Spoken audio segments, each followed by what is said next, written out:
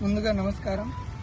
ఈరోజు సుప్రీంకోర్టు తెలంగాణలో ఉండబడే కాంగ్రెస్ పార్టీకి చెందిన భద్రాచలం ఎమ్మెల్యే తెల్లం వెంగళరావు గారు, అదేవిధంగా సోయం బాబురావు గారు సుప్రీంకోర్టులో లంబాడిలో, ఎరకల, యానం వీళ్ళు ముగ్గురు ఎస్టీ జాబితాలో విరుద్ధంగా చేర్చారని వాళ్ళు పిటిషన్ వేయడం జరిగింది. దానికి సుప్రీంకోర్టు వీరికి ఆ కేసును తీసుకొని రాష్ట్ర ప్రభుత్వానికి, కేంద్ర ప్రభుత్వానికి విచారించమని వాళ్ళు నోటీసులు జారీ చేయడం జరిగింది నిన్న. అయితే ఇక్కడ రేవంత్ రెడ్డి ప్రభుత్వానికి విజ్ఞప్తి చేస్తా ఉన్నాం, మీరు ఇక్కడ ఉండే 40 నియోజకవర్గాల్లో బంజారా ఓటర్లు వన్ సైడ్ కాంగ్రెస్ పార్టీకి ఓటు వేసి గెలిపించడం అందరికీ తెలిసిన విషయమే.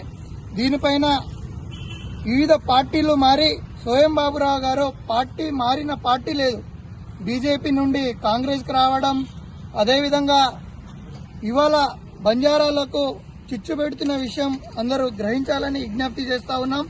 రాష్ట్ర ప్రభుత్వం కూడా మీరు సమగ్రంగా విచారించి ఎస్టీ బంజారాలు కూడా ఎస్టీ జాబితాలో ఒక రూల్ ఆఫ్ రిజర్వేషన్ ద్వారానే వచ్చారు, ఒక చట్టబద్ధంగా వచ్చారని మీరు సమగ్రంగా దర్యాప్తు చేసి కేంద్ర ప్రభుత్వానికి కూడా విజ్ఞప్తి చేస్తా ఉన్నాం.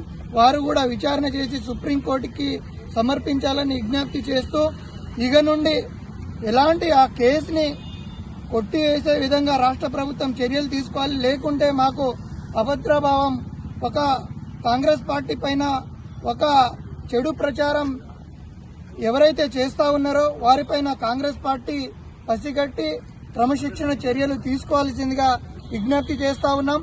పదే పదే మమ్మల్ని ప్రతి విషయంలో మేము రిజర్వేషన్ 12% కోసం రిజర్వేషన్ సాధించే ఆ పోరాట క్రమంలో ఎవరు ఆదివాసీలు కూడా ఆ పోరాటంలో ఎప్పుడు నిమగ్నం అవ్వలే.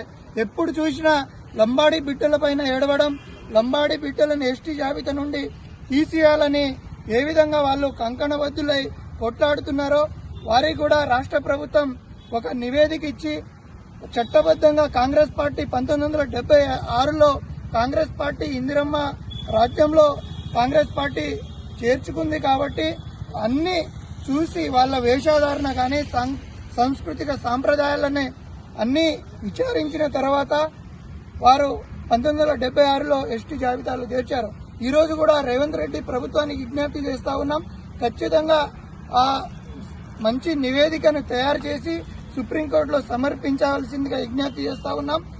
ఇప్పటి నుండి సోయం బాబురావు గారి పైన, తెల్లం వెంకటరావు పైన కాంగ్రెస్ పార్టీ చర్యలు తీసుకుంటే బాగుంటది. ఒకవేళ చర్యలు తీసుకోకుంటే ఒక విధమైన చెడు భావన ఏర్పడుతుంది కాంగ్రెస్ పార్టీ పైన. ఇప్పటికే మాకు వివిధ జిల్లాల నుండి మాకు ఫోన్లు వస్తూ ఉన్నాయి. ఖచ్చితంగా కాంగ్రెస్ పార్టీకి అండగా బంజారా బిడ్డలు ఉన్నారు, దూరం చేసే ప్రయత్నం చేయకండి అని విజ్ఞప్తి చేస్తా ఉన్నాం. ఈరోజు ఆల్ ఇండియా ట్రైబల్ జేఏసీ ఆధ్వర్యంలో ఉస్మానియా యూనివర్సిటీలో సమావేశం ఏర్పాటు చేయడం జరిగింది.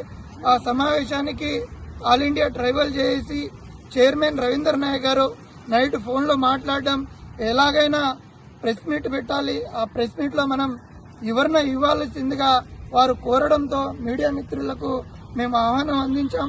మా ఆహ్వానానికి మన్నించి ఇక్కడ వచ్చిన మీడియా మిత్రులకు